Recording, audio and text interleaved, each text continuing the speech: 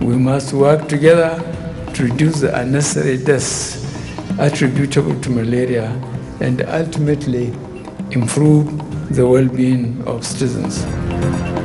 President Buhari inaugurates End Malaria Council.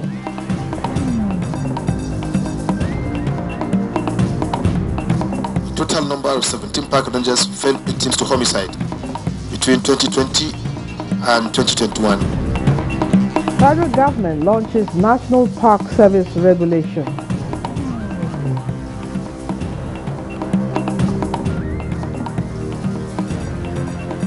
Also coming up, federal government moves to avert electricity workers' strike.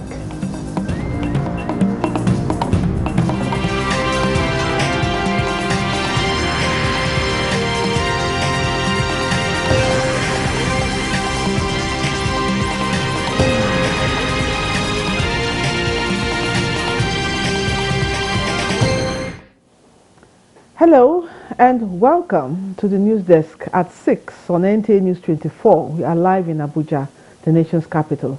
And I'm Lydia Odiji Ochi. In what could be best described as a bold stand against malaria, a major public health challenge in the country, the federal government has inaugurated the Nigerian End Malaria Council. President Muhammadu Buhari, who performed the ceremony, emphasized that eliminating the disease remains a priority on his administration's agenda. State House correspondent Adamu Sambo has details.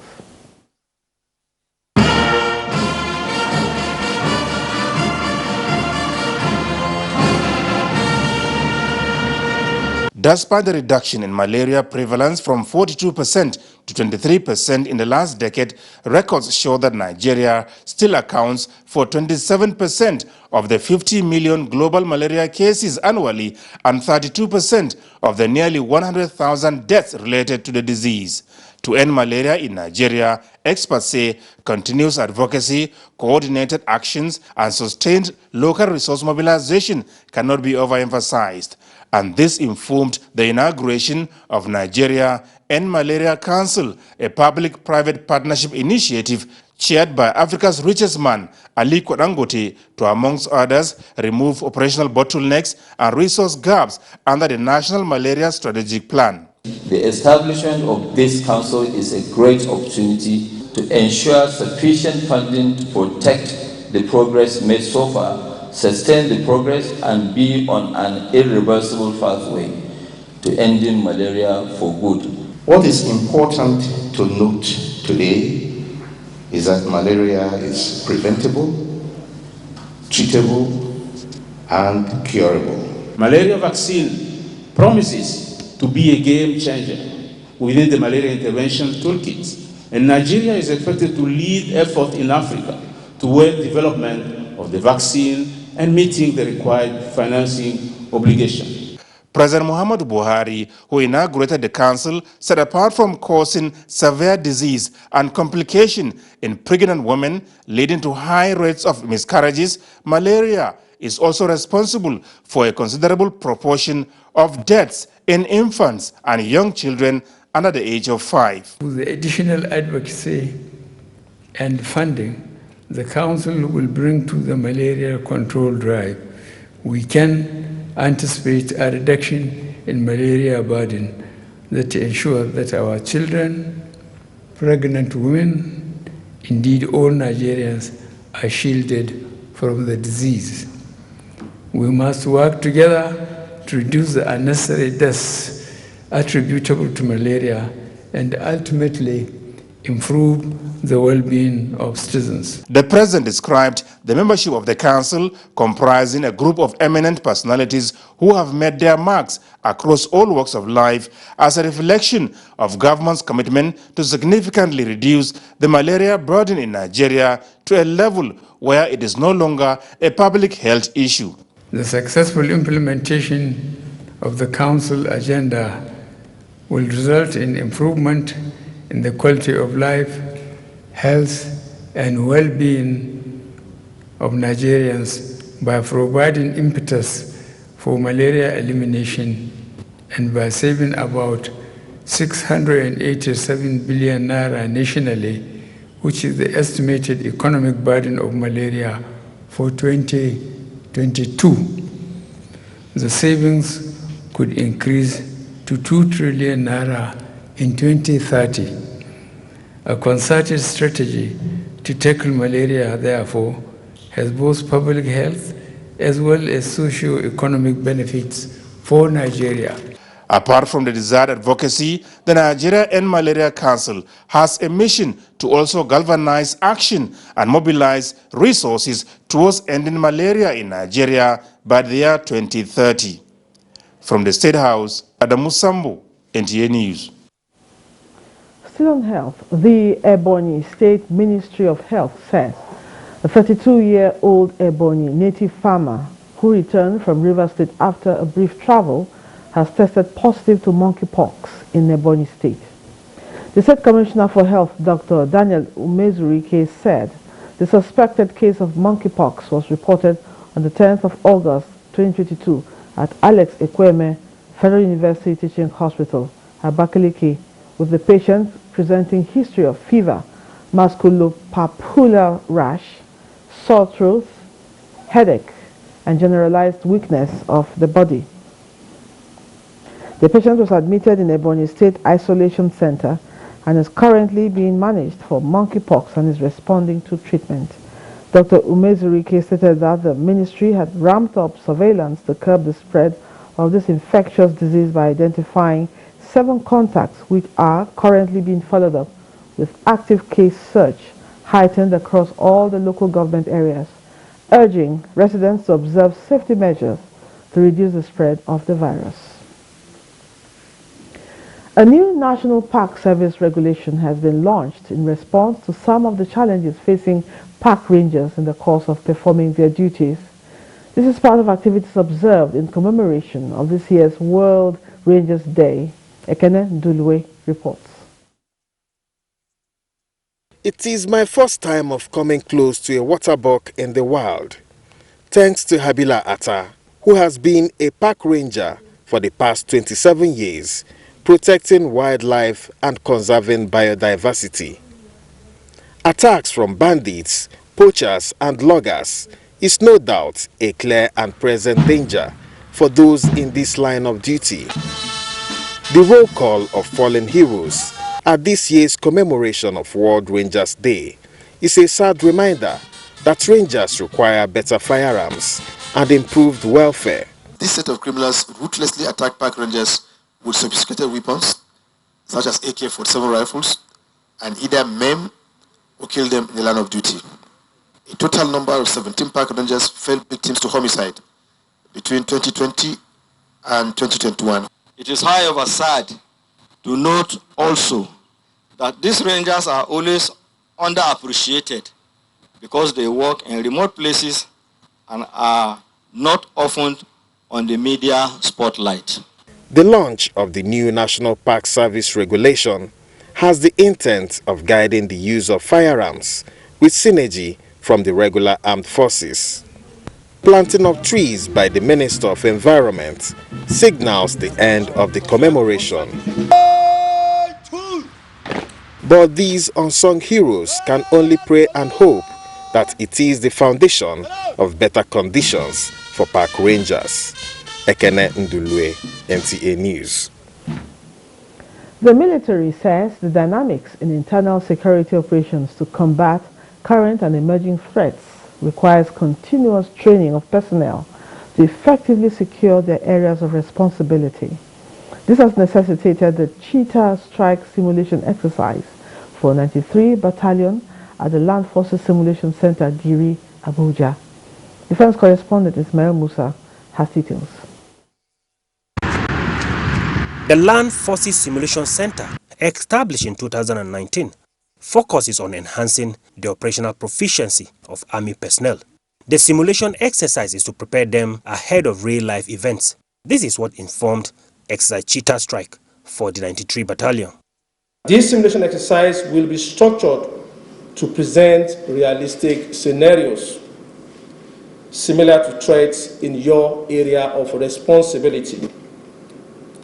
I am confident that the desired objectives of this simulation exercise will be achieved to enhance professionalism in the battalion in line with the vision of the Chief of Army Staff.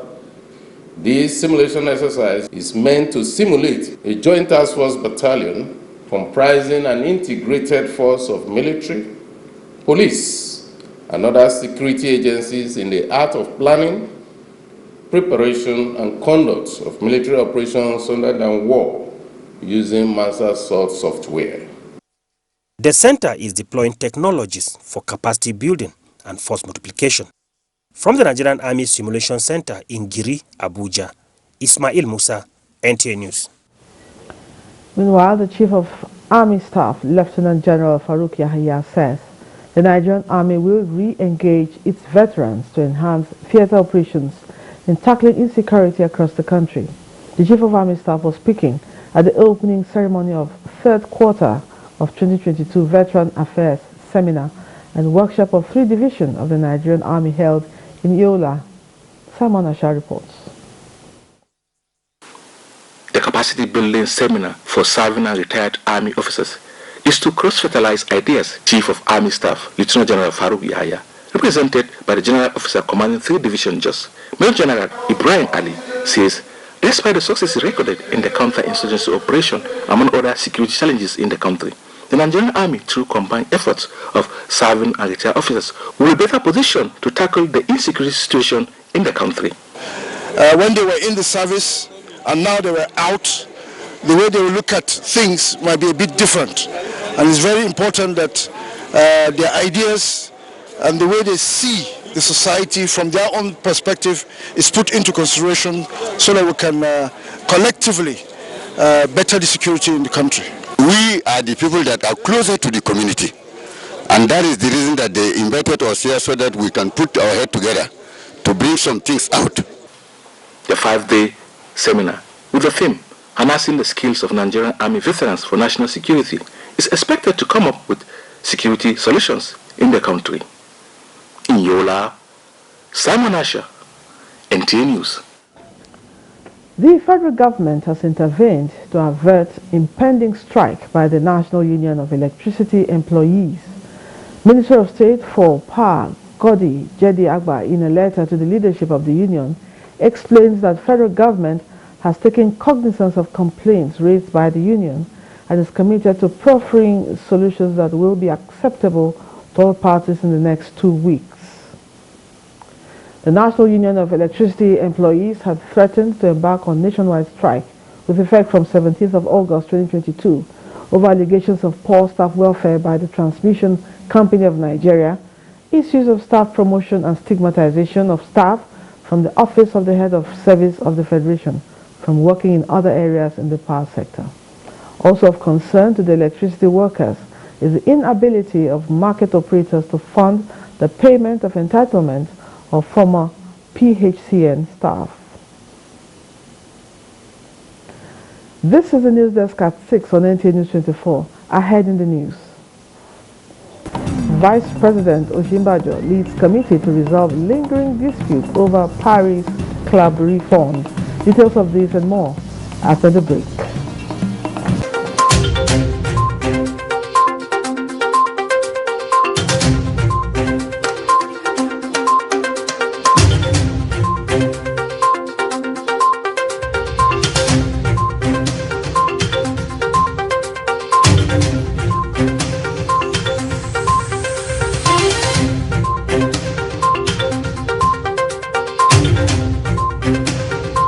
This edition of Global Update on NTA News 24. My name is Oyeyemi Ajayi. I am Abdul Salam Jibril. Welcome to Global Update.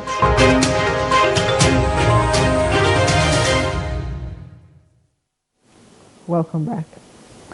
The National Assembly has engaged critical stakeholders from the Northwest Zone on how best roads infrastructure can be executed with a view to having a global standard.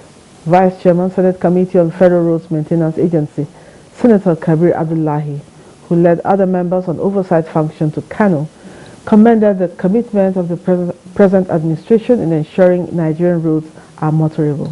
Mohammed Ali reports. Roads infrastructure, like any other sector, is critical to human development, and for this reason, the present administration is given utmost priority in the last 7 years.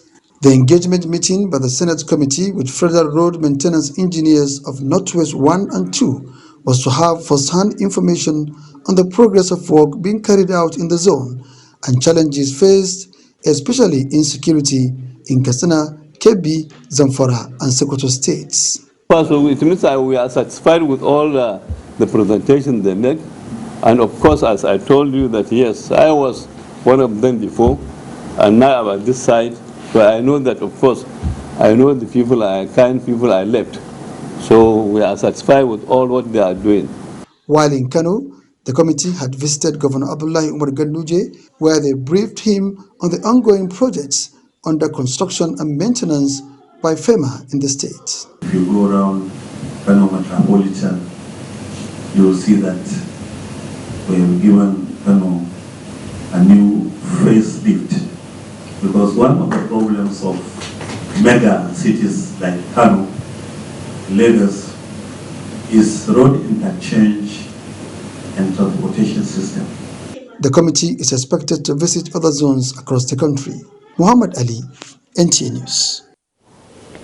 The federal government says its commitment to ensuring farmers have the appropriate incentives to guarantee continued participation in the farming business is unwavering.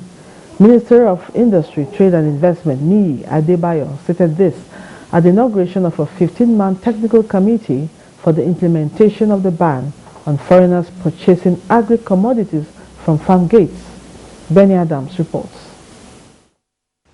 On the 10th of March, the Federal Executive Council approved a memo banning foreigners or their agents from purchasing agricultural commodities at farm gates across the country. In matching words with action, the Minister of Industry, Trade and Investment, Niyi Adebayo, is giving life to the recommendations contained in the memo with a matching order for implementation. Facilitate establishment of enforcement organs in the state and local governments. 5. To facilitate signing of executive order by Mr. President specifying penalties and fines for violators.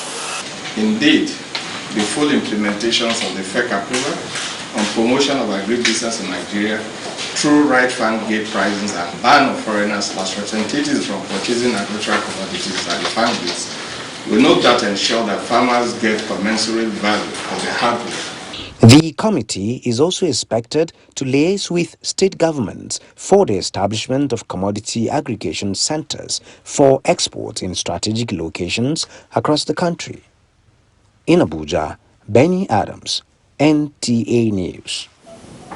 Our Federal Executive Cabinet Committee under the chairmanship of the Vice President is in place to resolve lingering disputes over the Paris Club refund. Attorney General of the Federation and Minister of Justice, Abubakar Malami, disclosed that the committee was constituted by President Muhammad Buhari while explaining efforts to resolve the controversies surrounding the issue on Good Morning Nigeria. Ekemini Williams monitored. I will take you through the judgment. As if appearing before a court of law, Minister of Justice Abubakar Malami tendered one document after the other as he removed the veil on the details surrounding the Paris Club refund and the consultant's claim to professional fees of $418 million. The summary of his submission was that the Association of Local Governments of Nigeria, ALGON, engaged the consultants to recover over deductions of over $3.188 billion due to them from the Paris Club refund. ALGON, he further submitted, was party to the litigations to secure the consultant's fee and also issued a letter of no objection to payment to consultants. The federal government, he said, engaged the DSS and EFCC to investigate and verify all the facts. When we eventually were confronted with this judgment, we took steps to find out whether there were some fraudulent undertones and engaged EFCC and DSS to look into it and advise us. And then we unfolded the reports to ALGON and Governors Forum. This is the situation we are in. What is your position?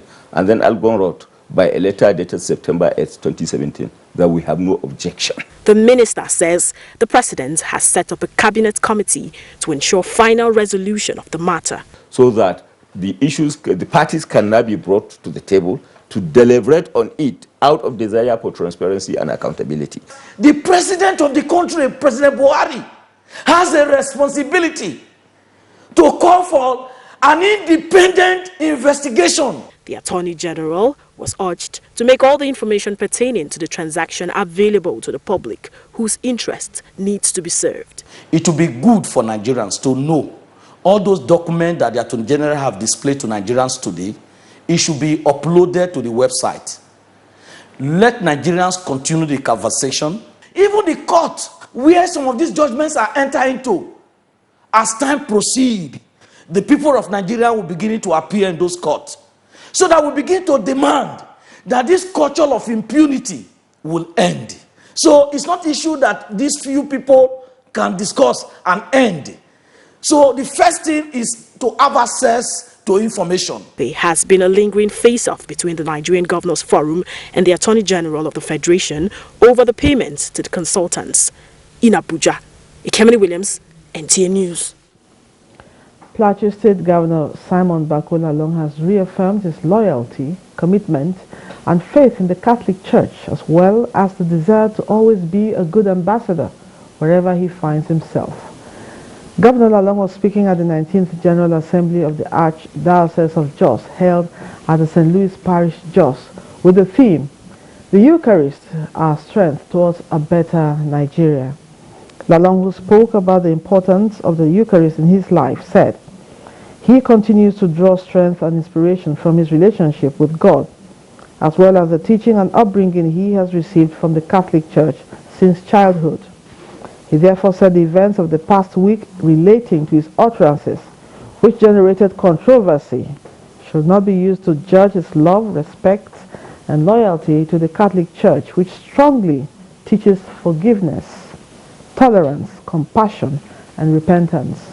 Lalong also said his roots as a Catholic have shaped his thinking and enabled him to see governance as a duty to serve the people irrespective of their differences and affiliations.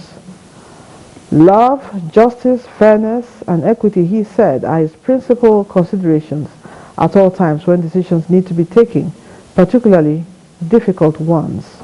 Speaking on the apology tendered to the Catholic Church by Governor Lalong, the Catholic Archbishop of Jos, Dr. Matthew Ishaya Adu, said, and I quote, "Your apology is accepted. As you know from our President of the Catholic Bishops' Conference has already accepted your apology, and so it goes for all of us. We have accepted it, and let's be sincere." End of quote. While assuring him that the church will not disgrace him or allow him to fail, Archbishop Audu asked the governor to advise the ruling party on the need for unity, national integration, and carrying all segments of the country along, which is the major concern being expressed by Christians on the choice of the president and vice presidential candidate. And now to politics. The All Progressives Congress said part of its reforms ahead of the 2023 general elections is to engage enlightened minds that have the capacity to resist electoral manipulations. The national chairman, Abdullahi Adamu, says the party's professionals forum will play an important role in realizing this agenda. Salil Gwanara reports. As politicians increase synergy and developing strategy, APC National Secretariat is not devoid of such activities. The visit by APC Professionals Forum is a unique one, as they came to share ideas and key into the party's new vision, which the national chairman Abdullahi Adamu said requires professional inputs. So that we can be able to look at our government, talk to the government, talk to authority, and they know, yes, you are talking from a point of view of knowledge. You are talking from the truth, but nothing but the truth. But where we keep going, getting guided by misinformation, disinformation, it won't take us anywhere. It won't take us anywhere. Any government, no government in the world gets elected just to do bad, to do nothing. Nobody has an agenda to do nothing. Leader of the group, former governor of Bauchi State, Issa Yuguda, told journalists that the purpose of the visit is to sustain and maintain on track the party's agenda for positive transformation. I believe the party will leverage on our presence to draw the necessary skills that can enable them put square pegs in square holes, and I believe within a very short time the difference will be clear. Both the party and the professional group disclosed their plan to organize a national conference and APC candidates' town hall meetings as part of strategy to enlighten citizens. In Abuja, Saliu Gwanara, NTA News. Thanks for keeping us company so far on the news desk at 6 on NTA News 24. A quick look at the top stories in the news. President Buhari has inaugurated End Malaria Council with the aim of eliminating malaria in Nigeria.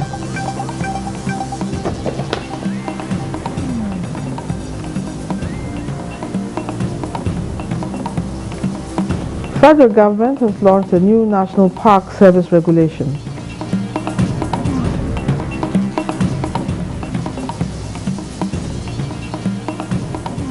The federal government has intervened to avert impending strike by the National Union of Electricity Employees.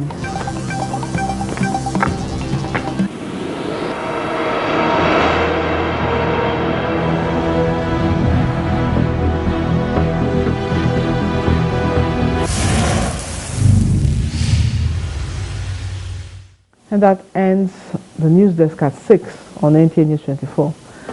Thank you for watching. I'm Lydia Odijochi, and remember to join NTA in the campaign against rape and rapists to be a star. Good evening.